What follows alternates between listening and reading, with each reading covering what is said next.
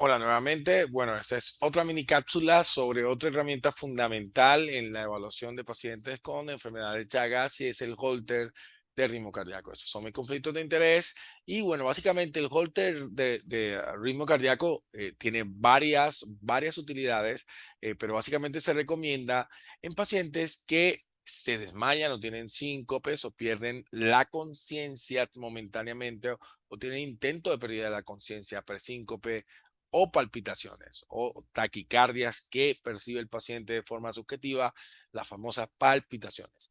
Y este paciente se debe evaluar con Holter por varias cosas. Primero, porque este síncope puede estar asociado a episodios de taquicardia ventricular o de muerte súbita. Y los pacientes con insuficiencia cardíaca o con cardiopatía dilatada por enfermedad de Chagas tienen alto riesgo de episodios de muerte súbita. También se recomienda en pacientes con alteraciones ecocardiográficas compatibles con taquiarritmia o bradiarritmia. Si tiene fibrilación auricular, pide un Holter para ver cómo se comporta en el tiempo y así hace episodios de taquicardia ventricular, de taquicardia auricular rápida o algunas otras arritmias asociadas, o si tiene bradiarritmia o si está bradicárdico o prolongación del intervalo PR en pacientes con bloqueo auriculoventricular para ver si hay pausas o algo que requiera intervención, pero sobre todo en pacientes sintomáticos.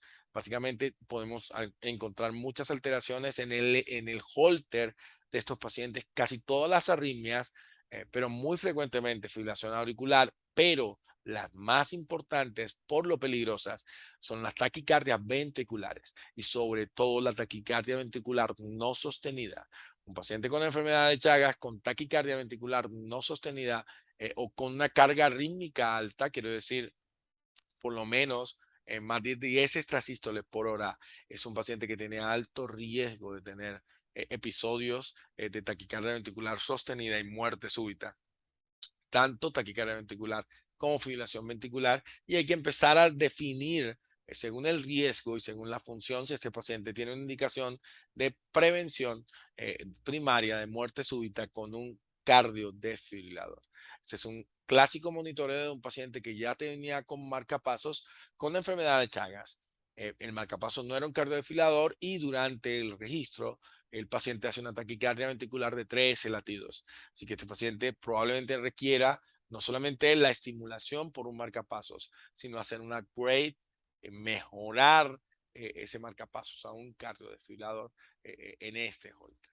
Estas otras formas clínicas es muy frecuente las tormentas arrítmicas que se ven en el Holter de estos pacientes, en donde pueden tener muchos episodios de taquicardia ventricular no sostenida, taquicardia ventricular muy amplia, inclusive taquicardia ventricular polimórfica, quiero decir, varias morfologías de taquicardia ventriculares originadas en varios sitios. Pero el sitio clásico donde se originan la mayoría de arritmias, cuando se evalúan en el Holter, son la pared inferior de la pared, del el segmento basal de la pared inferolateral. Ahorita vamos a hablar un poquito más de eso en la cápsula de eco, en donde las arritmias son mucho más frecuentes. Taquiarritmias, para definir si un paciente requiere un cardiodesfibrilador, es una de las utilidades más importantes del Holter. Pero otra de las utilidades es lo contrario, el extremo opuesto, las bradiarritmias. En pacientes que hacen bloqueo AB de primero, segundo o inclusive tercer grado, como en el caso de la derecha, el caso B, en donde el paciente hace un bloqueo auriculoventricular de segundo grado y hace una pausa de casi 15 segundos. Esta básicamente se debe relacionar con un episodio de pérdida de la conciencia. Probablemente ese paciente necesita un marcapasos y otras terapias de acuerdo a la función ventricular. Así que es absolutamente útil el Holter de ritmo cardíaco en pacientes con enfermedad de Chagas para definir la carga rítmica, el requerimiento de un marcapasos simple para estimulación o un cardiodesfibrilador en ciertos escenarios, y con eso, con una evaluación con Holter, podemos tomar mucho mejor nuestra decisión. Así que les doy las gracias y hasta el próximo módulo.